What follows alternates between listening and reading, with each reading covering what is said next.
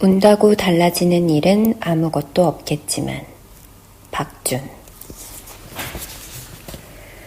편지. 손편지를 주고받은 지가 오래다. 가장 최근에 받은 편지는 지난 봄 샌프란시스코에서 신혼여행을 보내고 있던 새신랑에게서 온 것이었다. 사랑하는 시인계로 시작되어 여기에 와서 다른 사람들의 삶을 보고 있자니 그저 어디에서건 사라지는 게 답답하고 또 좋습니다. 여백이 많지 않습니다. 로 끝맺는 짧은 편지였다. 하지만 그 편지가 내게 도착했을 무렵 그는 다시 서울에 돌아와 있었으므로 답서를 보내지는 못했다.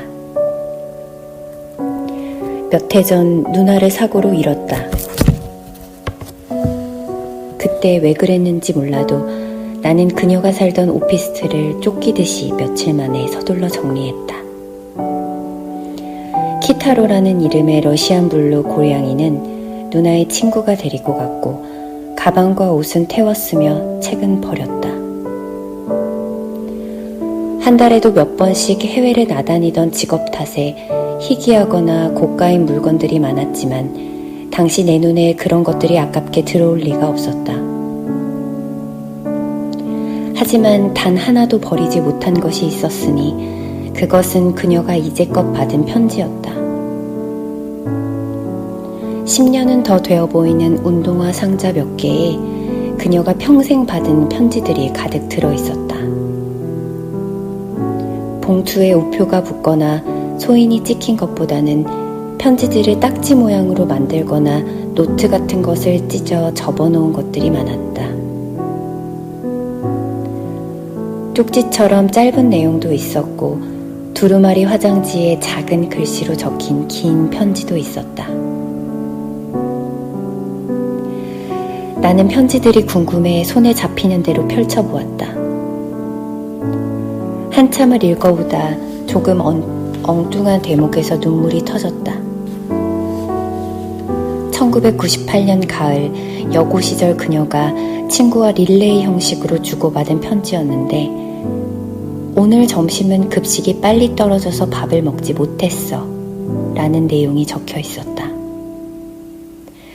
이미 이 세상에 없는 사람이 10여 년 전 느낀 어느 점심의 허기를 나는 감당해낼 재간이 없었다. 그것으로 편지 훔쳐보는 일을 그만두었다. 삶을 살아오며 타인에게 욕을 듣거나 비난을 받은 적이 간혹 있었다. 서로 오해가 쌓여 그런 적도 있었고 물론 내가 명백하게 잘못한 일도 많았다.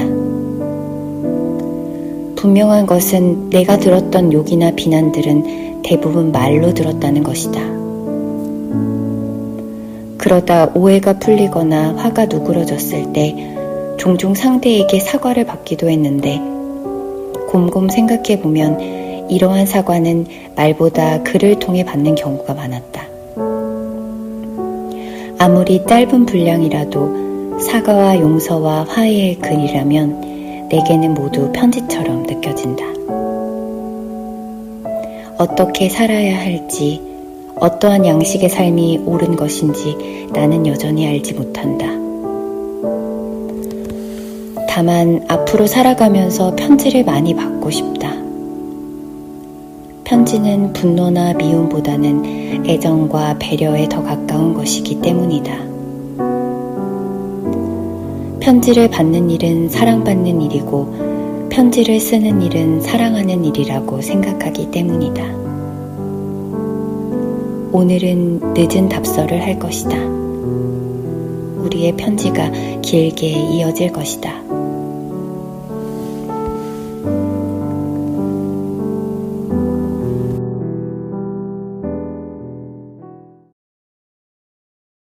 어떤 말은 죽지 않는다.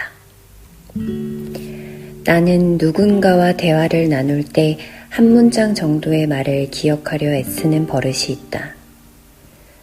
뜨거운 물 좀 떠와라는 외할아버지가 내게 남긴 마지막 말이었고 그때 만났던 청요리집에서 곧 보세는 평소 좋아하던 원로 소설가 선생님의 마지막 말이었다. 나는 죄송스럽게도 두 분의 임종을 보지 못했으므로 이 말들은 두 분이 내게 남긴 유언이 되었다. 먼저 죽은 이들의 말이 아니더라도 나는 기억해두고 있는 말이 많다. 다음 만날 때에는 네가 좋아하는 종로에서 보자 라는 말은 분당의 어느 거리에서 헤어진 오래전 애인의 말이었고, 요즘 충무로에는 영화가 없어 는 이제는 연이다의 자연스레 멀어진 전 직장 동료의 마지막 말이었다. 이제 나는 그들을 만나지 않을 것이고, 혹 거리에서 스친다고 하더라도 아마 짧은 눈빛으로 인사 정도를 하며 멀어질 것이다. 그러니 이 말들 역시 그들의 유언이 된 셈이다. 역으로 나는 타인에게 별 생각 없이 건넨 말이 내가 그들에게 남긴 유언이 될 수 있다고 믿는다. 그래서 같은 말이라도 조금 따뜻하고 예쁘게 하려 노력하는 편이다. 하지만 쉬운 일은 아니다.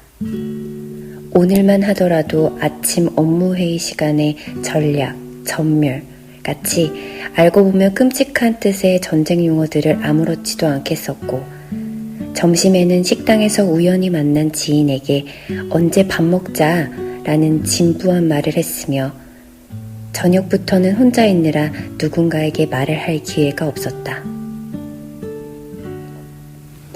말은 사람의 입에서 태어났다가 사람의 귀에서 죽는다. 하지만 어떤 말들은 죽지 않고 사람의 마음속으로 들어가 살아남는다. 꼭 나처럼 습관적으로 타인의 말을 기억해두는 버릇이 없다 하더라도 대부분의 사람들은 저마다의 마음에 꽤나 많은 말을 쌓아두고 지낸다.